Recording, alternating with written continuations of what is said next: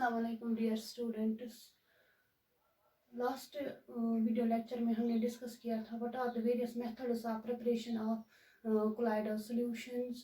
आज का जो टॉपिक है that is regarding the purification and properties of colloidal solutions.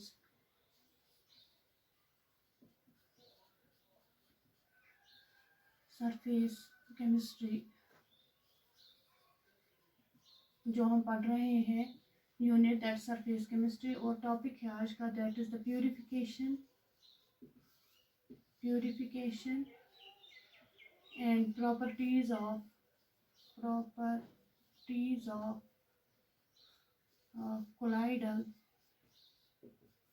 colloidal solutions.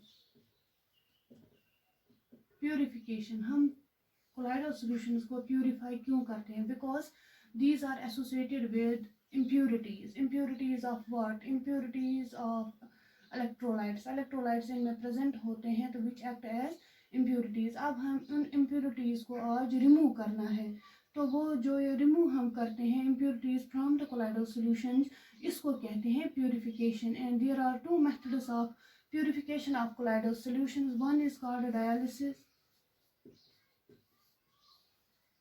and second is called as ultrafiltration. Now what is dialysis? Dialysis किसे कहते हैं?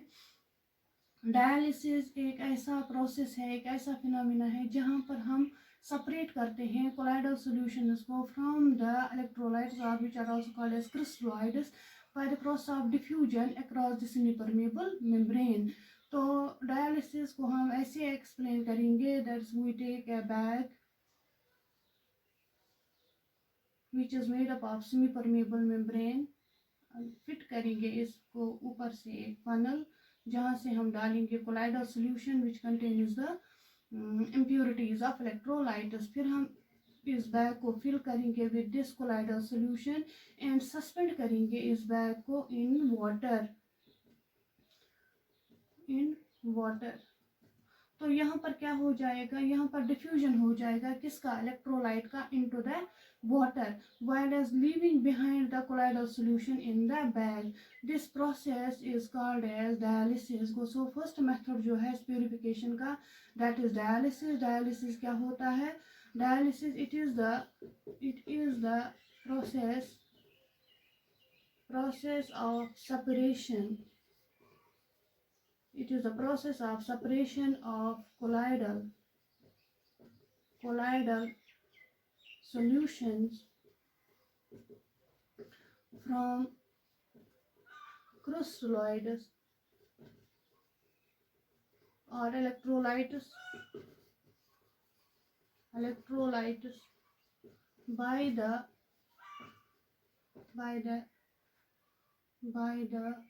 process of diffusion across the semi-permeable membrane. इस process को हम कहते हैं dialysis को. जो डायलिसिस आपने याद रखा, ये एक ऐसा मेथड है जहाँ पर हम सेपरेट करते हैं कोलाइडल सॉल्यूशंस को फ्रॉम द इलेक्ट्रोलाइट्स और from the crystalloids by the process of diffusion हो जाता है across the semi permeable membrane. वहाँ पर खाली डिफ्यूज हो जाते हैं crystalloid particles that is the electrolyte particles, क्योंकि उन्हीं का साइज इतना छोटा होता है कि वो पास हो जाता है through the semi permeable membrane leaving behind the colloidal solution in the bag. This method is called as dialysis. इस तरह से हम इनको प्यूरिफाई करते हैं. अब इस प्रोसेस को हम क्विक कर सकते हैं कैसे? By electrodialysis. इसमें हम 2 इलेक्ट्रोड्स डिप कर सकते हैं. डिप करेंगे 2 electrodes connected with the source of the electric current.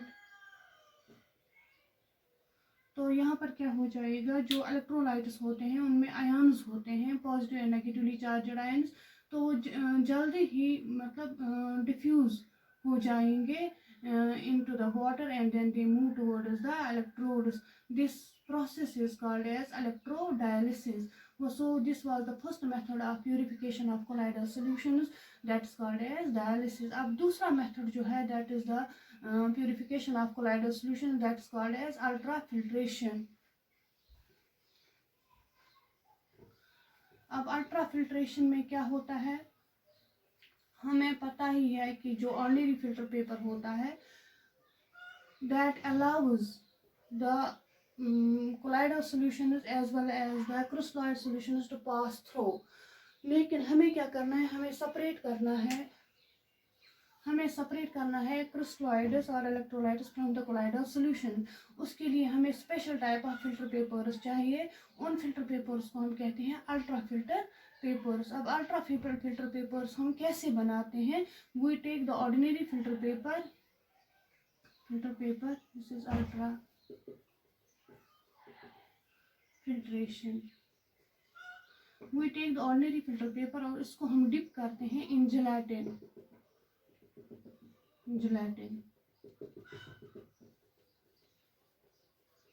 इसको हम डिप करते हैं in gelatin and then we soak it in formaldehyde. दूसरे सॉल्यूशन में डालते हैं, इसका नाम है फॉर्मेल्डिहाइड। फॉर्मेल्डिहाइड में इसको अब हम डिप करेंगे तो उससे क्या होता है, जो पोर साइज होता है ये हार्ड हो जाता है। फिर इसके जो पोर्स होते हैं फिल्टर पेपर के, ऑर्डिनरी फिल्टर पेपर के, उनके पोर्स जो होते हैं वो रिड्यूस हो जाते हैं, छोटे हो जाते हैं। That allows only then the electrolyte particles और crystallite particles to pass through leaving behind the colloidal solution. तो दिस इस मेथड को हम कहते हैं ultra filtration method and filter papers को हम कहते हैं ultra filters. These are called as, these filter papers are, this filter paper is now called as ultra filter paper and इस मेथड को हम कहेंगे that is called as ultra filtration। So these are the two methods of purification of colloidal solutions, that is the dialysis and ultra filtration। Now the properties of colloidal solutions। Properties of colloidal solutions।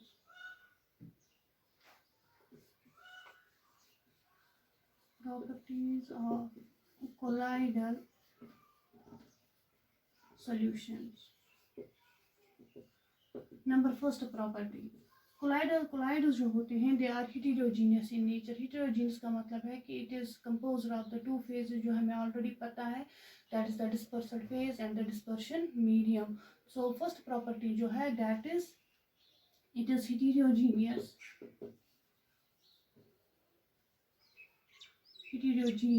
in nature। Number two, these are these colloidal solutions जो होते हैं they can easily pass through the filter papers but they through semi-permeable membrane they cannot pass through। Number second जो है they can easily pass through the ordinary filter paper। और जैसा कि आपने देखा अभी कि they do not pass through the ultra filter papers or through the semi-permeable membrane। This is the second important property of the colloidal solution। Now the third important property of the colloidal solution which is called as the mechanical property of colloidal solutions। Mechanical property में आता है that is Brownian moment। This is very important from the examination point of view। Number third property जो है that is mechanical property। example जो है इसमें that is Brownian moment। Brownian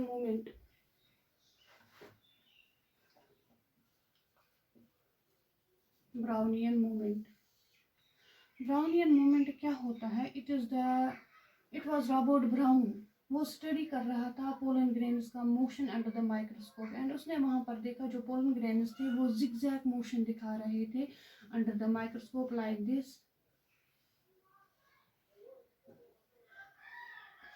These are the pollen grains which show rapid zigzag motion and later on यही motion देखा गया किन में, colloidal solutions में। तो colloidal solutions जो थे कोलाइडल सॉल्यूशंस जो है कोलाइडल सॉल्यूशंस जो है वो भी रैपिड जिगजैग मोशन दिखाते हैं. इस rapid zigzag motion of the colloidal particles is called as the Brownian movement. The rapid zigzag motion of colloidal particles, the rapid zigzag motion of the colloidal solutions is called Brownian movement.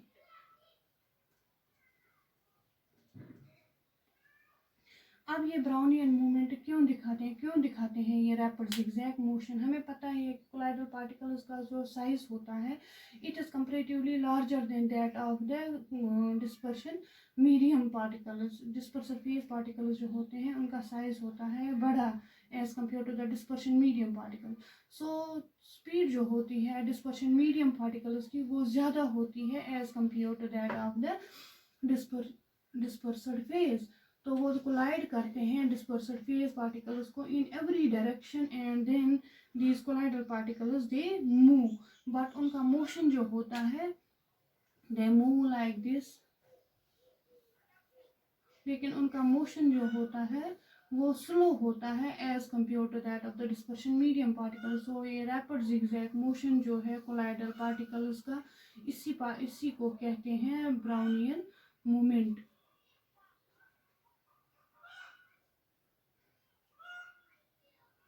Brownian movement. So this was the mechanical property of the colloidal solution, and this property it is responsible for the stability of the colloidal solutions. क्योंकि वहाँ पर जो colloidal particles होते हैं वो suspend रहते हैं in the colloidal solution. So this makes the colloidal solution stable. So this was the third important property of the colloidal solution, that is the mechanical property, and उसमें क्या आता है Brownian movement. Now the fourth important property of the colloidal solution, that is the optical property of colloidal solution. उसमें आता है that is Tyndall effect. Fourth जो है that is optical, that is related to something related to the light. Optical property of the colloidal solutions. इसमें आता है Tyndall effect. Now what is this Tyndall effect? Tyndall effect में हम क्या करते हैं, we take a ray of light and then we pass it through the colloidal solution. तो यहाँ से ये रे आती है, passes through the colloidal solution, and जो ये रे आती है यहाँ से it passes through the colloidal solution like this. Passes through the colloidal solution like this. इसमें हमने colloidal solution ये रखा है colloidal solution, and then we pass the ray light through this colloidal solution. जो ये path होता है colloidal solution उसका, जहाँ से light pass हो जाती है वो illuminate हो जाता है, वो bright हो जाता है, and this illuminated path is called as Tyndall cone or cone. Illuminated path is called the Tyndall cone. And इस इफेक्ट को हम कहते हैं टेंडाल इफेक्ट. वो टेंडाल इफेक्ट में हम क्या करते हैं कि we take the ray of the light and then we pass it through the colloidal solution. जो कोलाइडल सॉल्यूशन जहाँ से ये पास हो जाती है ये लाइट, वो पाथ इल्यूमिनेट हो जाता है. उस इल्यूमिनेटेड पाथ को हम कहते हैं टेंडाल कोन, एंड इस इफेक्ट को हम कहते हैं टेंडाल इफेक्ट. अब ये क्यों होता है, ये पाथ इल्यूमिनेट क्यों होता है? It is because of the scattering of the light जहाँ से आती है वो टकराती है किन के साथ, कोलाइडल पार्टिकल्स के साथ. तो वो लाइट जो है वो स्कैटर हो जाती है, उसकी वजह से जो पाथ होता है वो इल्यूमिनेट होता है. तो इस इफेक्ट को हम कहते हैं टेंडाल effect. This is the optical property of the colloidal solutions. क्योंकि कोलाइडल सॉल्यूशन में जो कोलाइडल पार्टिकल्स होते हैं वो बड़े होते हैं, वो इजीली स्कैटर करते हैं लाइट को. अगर हम यही लाइट पास करेंगे थ्रू द ट्रू सॉल्यूशन, वहाँ पर हमें नहीं दिखेगा कुछ. क्योंकि वहाँ पर जो पार्टिकल्स होते हैं ट्रू सॉल्यूशंस के पार्टिकल्स वो बहुत ही छोटे होते हैं, वो लाइट को स्कैटर नहीं कर सकते हैं. तो it is shown by the these colloidal solutions, that is the Tyndall effect. effect. This was the fourth important property of the colloidal solutions. That is the optical property, and इसमें हमने क्या पढ़ा, that is called as the Tyndall effect. अब क्या है electrical property of the colloidal solutions. Electrical property, fifth property जो है that is electrical property of colloidal solution. Electrical property of colloidal solution में कौन सी प्रॉपर्टी हम पढ़ेंगे, that is called as the electroforces.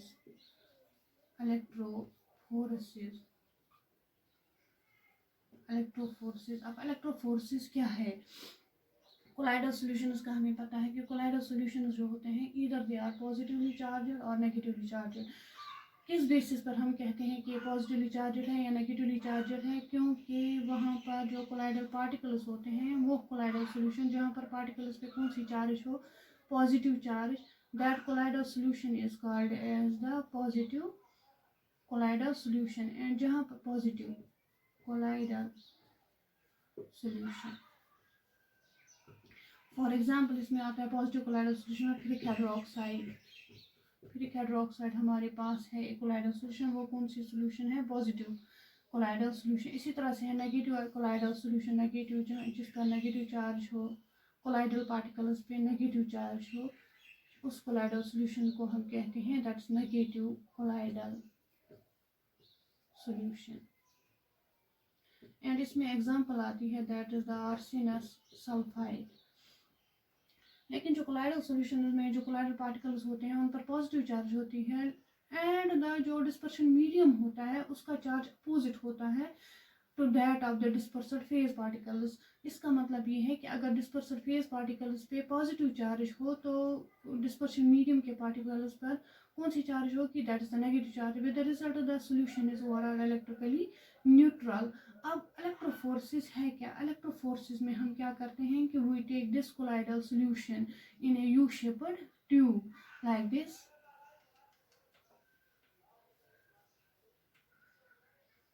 यहाँ पर हमने एक यू शेप्ड ट्यूब बनाया एंड इसमें हमने क्या फिल किया, that is the colloidal solution. Suppose it is the colloidal solution in this U shaped tube.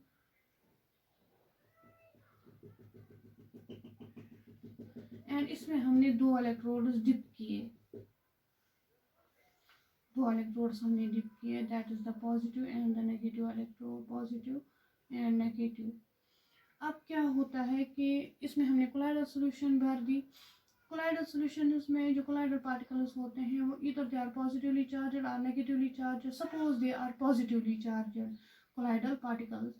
Now जब हम इलेक्ट्रिक करंट पास करते हैं these positively charged particles they move towards the negatively charged electrode, that's towards the cathode.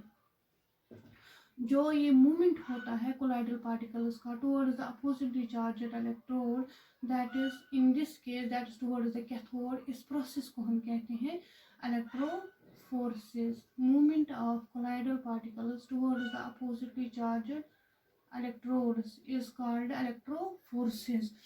लेकिन यहाँ पर हमने design किया है this experiment in such a way that there is movement of only the colloidal particles, that is the dispersed phase particles, not the dispersion medium particles. उसी वक्त हम इसको कहते हैं electroforces और it is also called as a cataforces. Cataforces इसलिए because initially these colloidal particles जो होते जो भी हम मतलब स्टडी जो colloidal solutions हमने स्टडी किए इनिशियली, वहाँ पर क्या होता है कि दो solution is taken where all positively charged. So positively charge में क्या होता है कि कोलाइडल पार्टिकल्स जो होते हैं उन पर कौन सी चार्ज होती है, positive charge, and then they move towards the cathode. That's why at that time it was called as the cataphoresis. अब ये नहीं है कि हम खाली पॉजिटिवली चार्ज सॉल्यूशन लें, हम नेगेटिवली भी ले सकते हैं. Then they move towards the anode and then the process is also the process is called as the electrophorese. This was the fifth important property of the colloidal solutions, that is the electrophorese or cataphorese. अब क्या है, this when they move towards these colloidal particles, when they move towards the electrode, towards the positively charged electrode, वहाँ पर ये discharge होते हैं, वहाँ पर ये अपनी चार्ज लूज करते हैं. कैसे? by gaining the electrons from the or by losing the electrons at the respective electrodes. and वहाँ पर क्या हो जाता है कि ये न्यूट्रल बन जाते हैं colloidal particles, and then they coalesce and results the formation of the precipitate.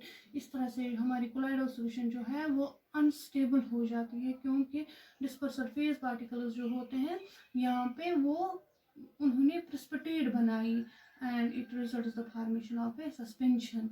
This was the fifth important property of colloidal solution, that is the electrical property of the colloidal solution. Now the last जो है इसमें property, that is coagulation or flocculation.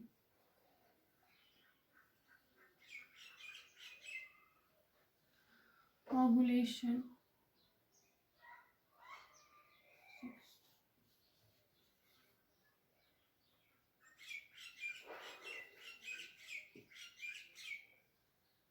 Coagulation or flocculation. Coagulation or flocculation. अब ये coagulation और flocculation है क्या?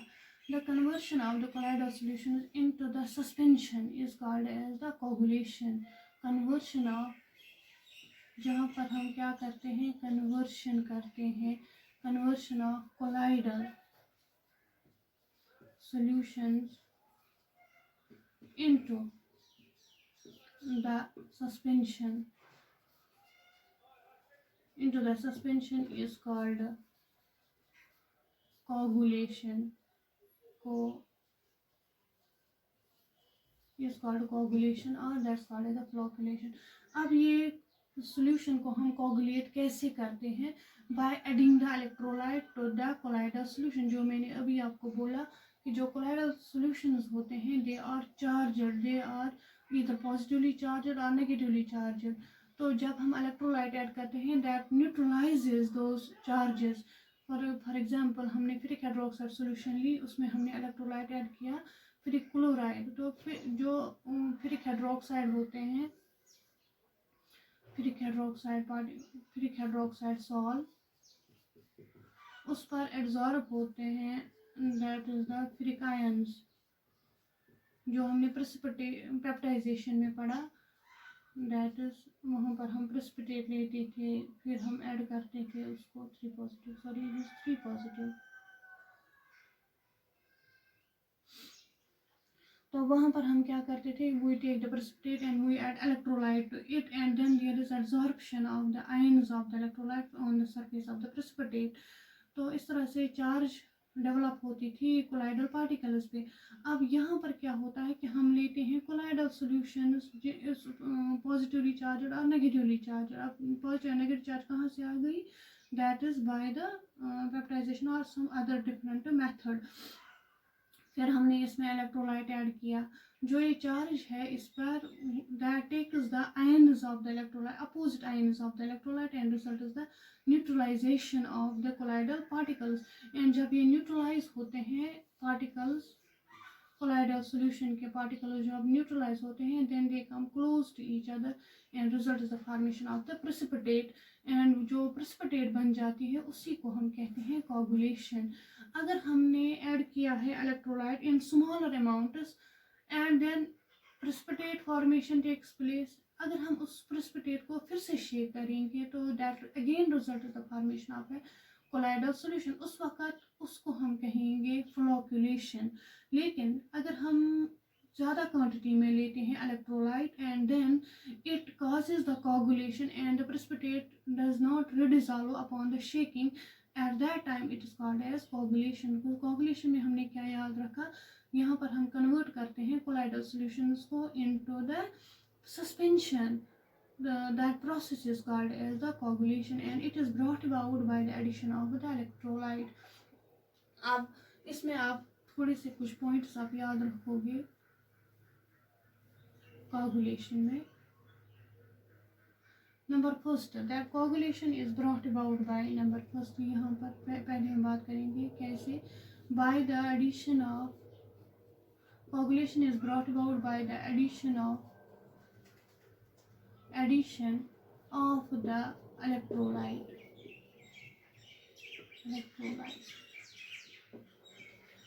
जो ion the ion which bring about the coagulation, that's called as the effective ion. जो हम electrolyte ऐड करते हैं उसका ion जिसकी चार्ज अपोजिट होती है to that of the colloidal particles, तो उस ion को हम कहते हैं effective ion. the A इसमें हम लिखेंगे the ion which bring about the coagulation, is called the effective ion. That means it is the ion of the electrolyte which has the charge opposite to that of the colloidal particles, which bring about the coagulation, is called as effective ion. Number second point, अब इसका coagulation power किस पर dependent होता है, इसकी जो effective ion का जो वैलेंसी होती है उसी पर डिपेंडेंट होती है, या जो इफेक्टिव आयन की चार्ज होती है उसी पर डिपेंडेंट होता है coagulation. The coagulation power of the effective ion depends upon its valency. More the valency or more the charge present on the ion, more is the coagulation. More the charge present on the ion, more is the coagulation. For example अगर हमें coagulate करनी है positively charged colloidal solution, for example यही ferric hydroxide, इसके लिए हमें electrolyte चाहिए विच bring about the coagulation. The electrolyte हम यूज़ कर सकते हैं सोडियम क्लोराइड भी, बेरिलियम क्लोराइड और बेरियम क्लोराइड भी हम यूज़ कर सकते हैं. इसी तरह से है बेरियम सल्फेट, एंड इसी तरह से है sulphate, phosphoric acid, sodium phosphate या फॉस्फोरिक एसिड H3PO4. अब इस पॉजिटिवली चार्जड सॉल्ट को हमें कोगुलेट करना है. It will take the opposite ion, it is positively charge, it will take the negatively charged ions from the electrolyte and then it result is the coagulation. अब यहाँ पर negatively charged ions कौन कौन से हैं, chloride है, इन्हें negatively charged chloride, sulphate है, इसमें सल्फेट 2 नेगेटिव, इसी तरह से PO4 3 नेगेटिव.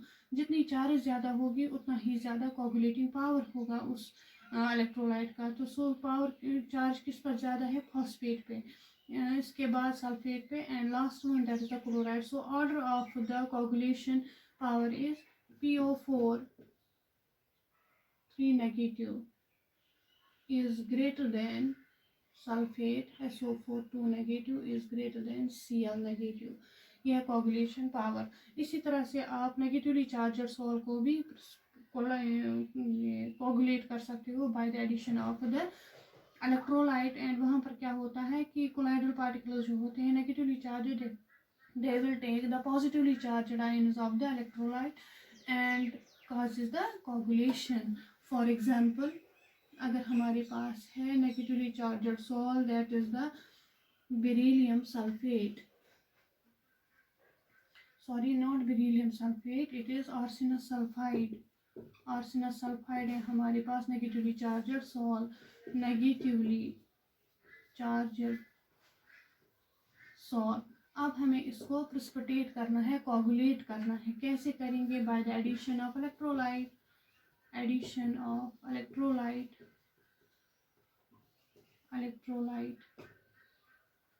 अब कौन सा इलेक्ट्रोलाइट हम यहाँ पर यूज़ कर सकते हैं, नंबर फर्स्ट हम सोडियम क्लोराइड यूज़ कर सकते हैं, नंबर सेकेंड हम बेरिलियम क्लोराइड भी यूज़ कर सकते हैं, एल्युमिनियम हाइड्रोक्साइड एटसेट्रा. तो यहाँ पर जो पॉजिटिवली चार्जड आयन्स होते हैं इलेक्ट्रोलाइट के, and then they cause the neutralization of the arsenic sulfide salt. अब कौन सा है that is Na पॉजिटिव है, बेरियम 2 पॉजिटिव है, एल्यूमिनियम 3 पॉजिटिव है. अब किसका इफेक्ट ज़्यादा होता है? More the charge present on the ion more is the coagulating power को. सो यहाँ पर क्या आएगा? That is aluminium 3 positive is greater than barium 2 positive which is greater than Na positive. ये है coagulating power of the effective ion. These 2 points जो हमने अभी डिस्कस किए, that is the effective ion किसे कहते हैं, एंड देन इफेक्टिव आयन का कोगुलेटिंग पावर किस चीज़ पे डिपेंडेंट होता है. This is called as the Hardy Schulze rule. हार्डेशाज